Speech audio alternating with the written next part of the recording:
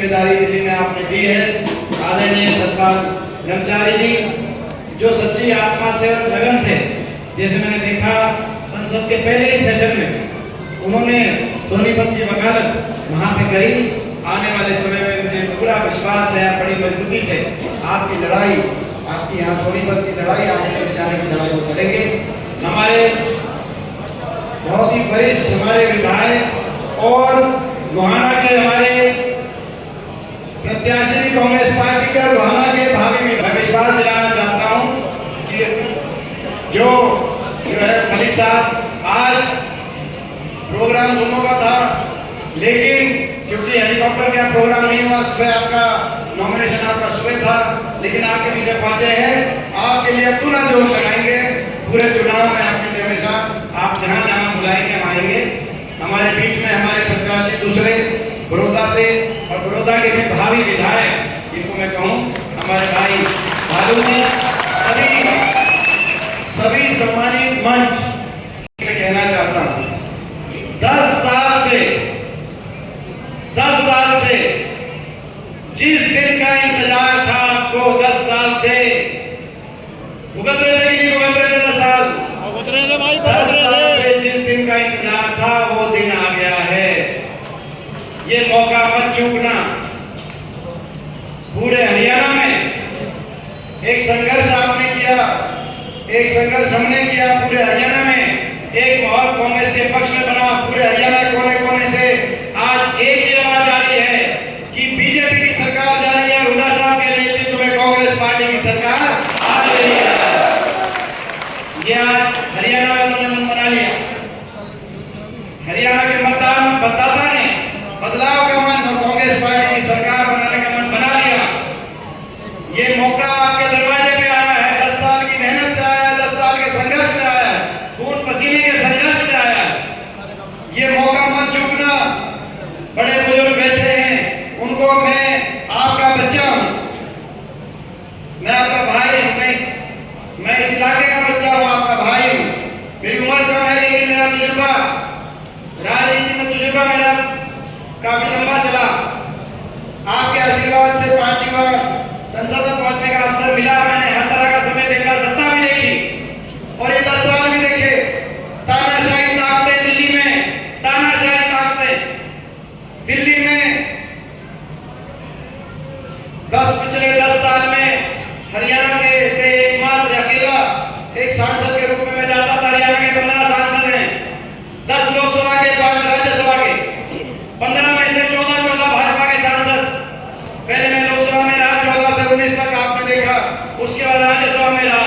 मैं अकेला जाके जब आपके हक की आवाज उठाता था, आपकी बात रखता था, तो पूरी बीजेपी देश की टूट के पड़ती थी। 10 साल मेरे कैसे बीते होंगे इस संघर्ष में।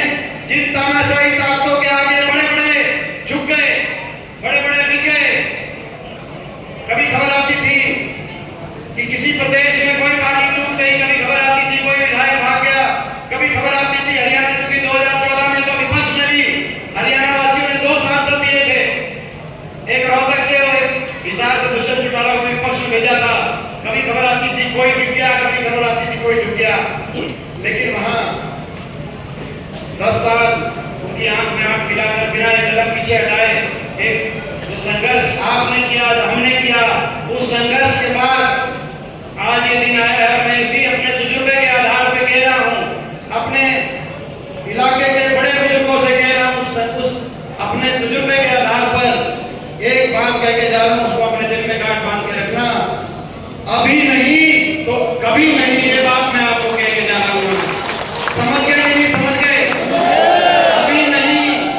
अभी नहीं इतना। ये जो आज आपके पक्ष में बड़ी मेहनत से तुम्हारा अवसर आपके दरवाजे पे चल के आया है, और अभी नहीं, हम तुम्हारे साथ हैं। अभी नहीं तो कभी नहीं। ये मौका नहीं चूकना।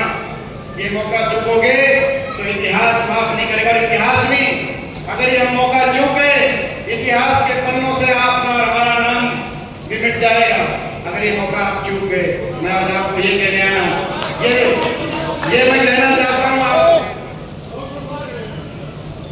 हरियाणा प्रदेश 10 साल की बीजेपी की सरकार में हरियाणा प्रदेश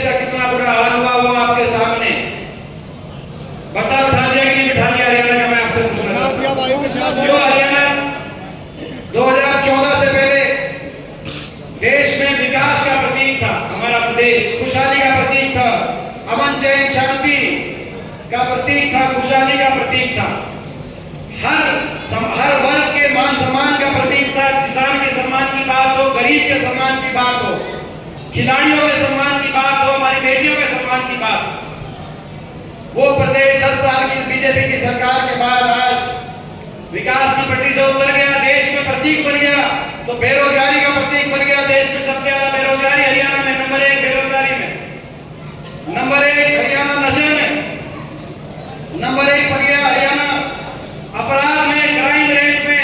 अभी एक हमारे खिलाड़ी, हमारे 2 खिलाड़ियों ने कांग्रेस ज्वाइन करी, हमारी बहन विनेश ने, हमारे भाई बजरंग ने। अगले दिन उनके पास एक किसी अपराधी का कॉल आया विदेश के नंबर से कि कांग्रेस आपने ज्वाइन करी है, मगर किसी एक खिलाड़ी पे या पहलवान पे कॉल नहीं आया।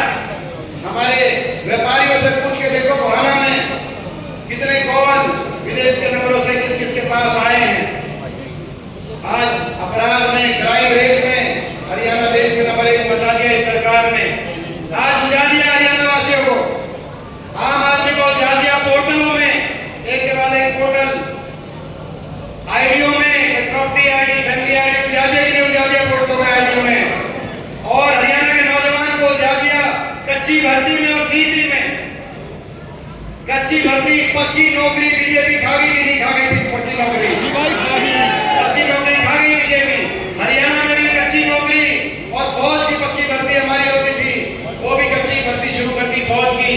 उलझा दिया हरियाणा वासियों को, हरियाणा का भत्ता बता दिया। हरियाणा की दुर्दशा के लिए अगर कोई जिम्मेदार है तो बीजेपी जिम्मेदार है, लेकिन दुर्दशा से भी आगे हर वर्ग का अपमान करने का काम, इतना अहंकार कोई वर्ग नहीं जिसका अपमान इन्होंने ना किया हो। ये कैसी सरकार साबित हुई? 750 किसानों की जान चली गई, 750 किसानों की जान। प्रजातंत्र में धरने प्रदर्शन आंदोलन हुआ करते हैं, लेकिन 1-1 साल, 1.5 साल केवल इस बात को लेकर कि दिल्ली में नहीं घुस सकते, दिल्ली में प्रदर्शन नहीं कर सकते।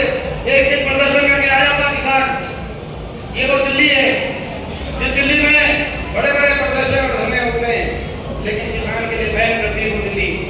दिल्ली के 3 तरफ हम बैठे, लेकिन एक किसान दिल्ली के अंदर नहीं जाने दिया।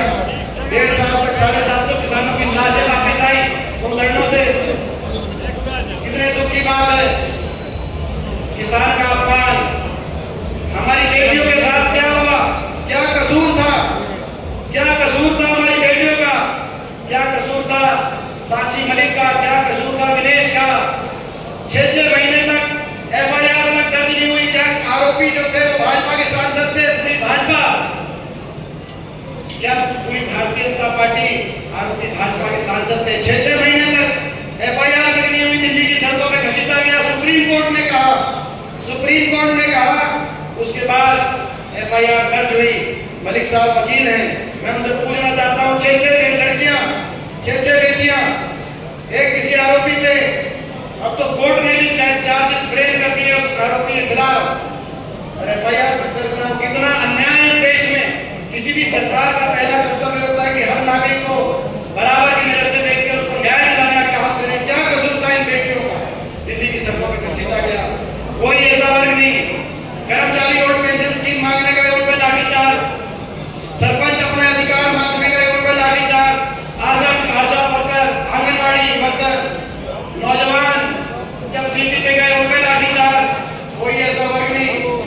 किसान तो 750 किसानों की जो जान की कुर्बानी देने वाली ये सरकार साबित हुई, हर वर्ग का अपमान करने वाली ये सरकार साबित हुई। और आपने संघर्ष किया, इस इलाके ने संघर्ष किया, 10 साल संघर्ष किया, और इसीलिए आज पूरे प्रदेश के अंदर एक माहौल बना।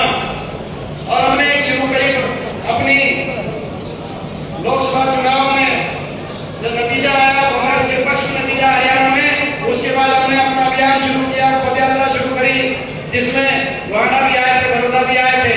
और हमने कहा हरियाणा मांगे साहब, और बीजेपी के बड़े बड़े नेता दिल्ली से आए और दिल्ली से आके कहा हुड्डा साहब हम आपको हिसाब नहीं देंगे, हम हिसाब लेंगे। मैंने उसी समय कह दिया था, आप किसी और प्रदेश में जाकर तो ये बात कह के आपकी बात बन जाती होगी, लेकिन यहाँ नहीं बन पाएगी, क्योंकि ये हरियाणा है प्रधान, हरियाणा है। यहाँ ये मैं आप सबसे पूछना चाहता हूं। और मैं एक बात कहना चाहता हूं आपसे, ये जो 10 साल